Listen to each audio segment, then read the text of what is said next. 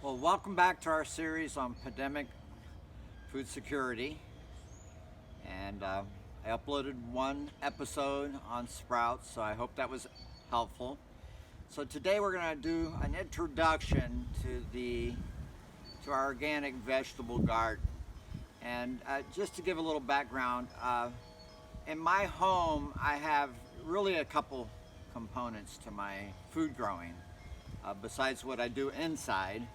But on the exterior, I have both a vegetable garden and then also have edible landscaping, and which is a large component of what I do.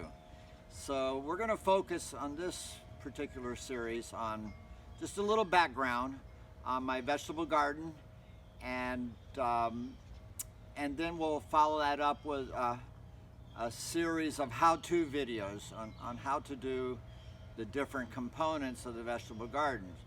And they generally include how to lay out your vegetable garden for the best optimum production. We'll talk about direct seeding into the garden or starting transplants, and soil maintenance and soil management and creating good healthy organic soil. And a few more things, weed and pest management, of course the best part, harvest, and cover cropping later in the season. So here in Florida, we're kind of late in the season. It's mid-March, and generally this is when you stop doing transplants. But we're going to go ahead and do a video on how to do transplants, perhaps soon in our series. And so with that said, you'll have to really consider what growing zones you're in and how to apply what we have in our how-to videos to where you live. So I think next we'll have just a little tour of my existing garden. We're at March 20, so we're coming out of our winter garden and really throttling full steam up into our spring garden. There's one thing that is different about my spring garden than normally is I was planning to be out of the country for the next several months, and as we all know, that has changed, and I live part of the year in France now, and so I don't have a lot of the normal things I would be starting and planting in my spring garden, but we'll talk about that because our spring garden here in Florida should already be full throttle, whereas some of you in colder climates are either just starting or are waiting to start your spring garden. So I think we'll just do a little tour of what I have currently planted, and we'll talk about it, and we'll take it from there. This is kind of new to me, so bear with my basic videoing capabilities, but I'm starting to get volunteers to help me, so the quality should improve. So we'll start our tour now. Thanks. Solo, we'll have to make it a series of clips of our little tour. I got my trusty tomato stake here to act as a pointer. But over here I have a lettuce bed, and I've been harvesting out of it. It was all completely planted in lettuce, and normally I would have another lettuce bed ready right behind it, but as I explained to you, I was planning on leaving in the next few weeks, and so that's why I don't have that sequence. But sequencing is a real important part of having a successful garden and keeping the flow of crops going, so that way you have a steady supply. Okay, so we have, you can see there's 3 different kinds of lettuces planted in this bed. This is Vulcan, and this is a red oak leaf, and then this is a butterhead bib type of lettuce, and I plant them usually about 3 wide. And over here, this is a bed I had already harvested out, and I had Choy Choy, which is a variety of bok choy, and it was very successful. And like I say, normally when you're having this sequence, you follow right behind. As soon as you harvest, you'll prepare the soil, which we'll show you how to do. and then you'll plant in your next transplants. So that's why I have this little gap here. Next to this, I have a half a row of radishes and a half a row of arugula.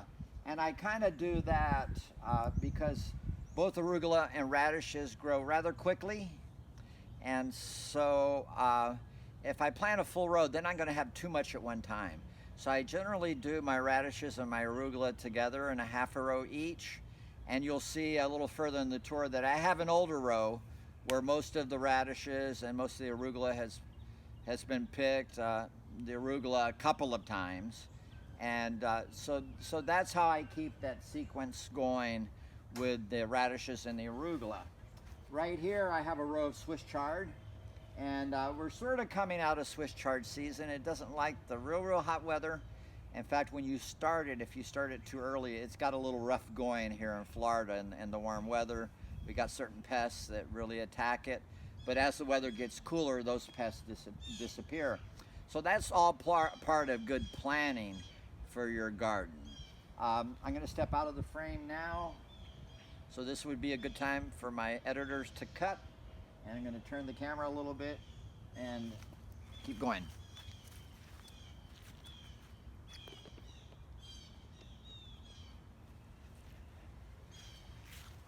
So over here, you'll see, as I had mentioned earlier, is there's some arugula back there. It can probably stand one more cutting.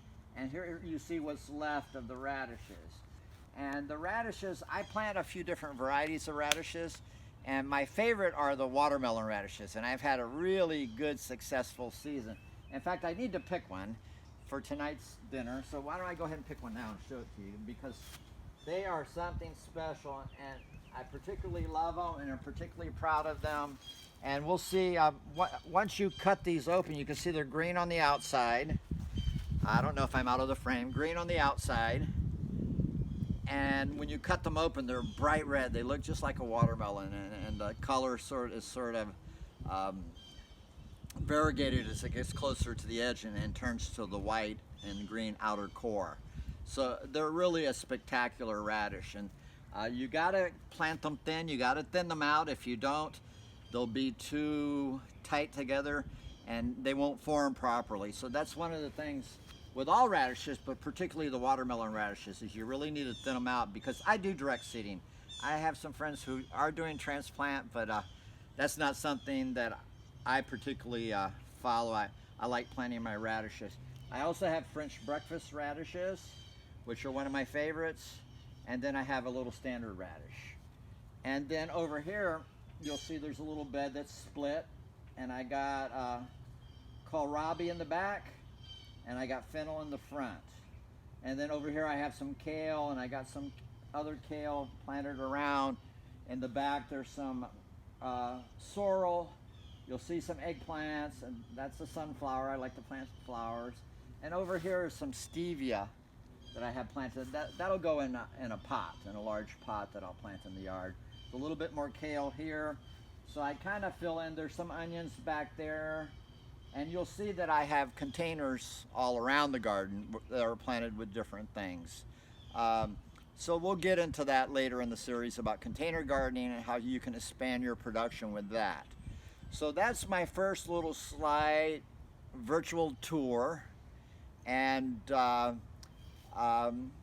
next we'll talk about how to properly lay out your garden for optimum production. And we'll make that a separate little segment that we can clip onto this one. So editors, we'll call it a cut, and then we'll get into garden layout next.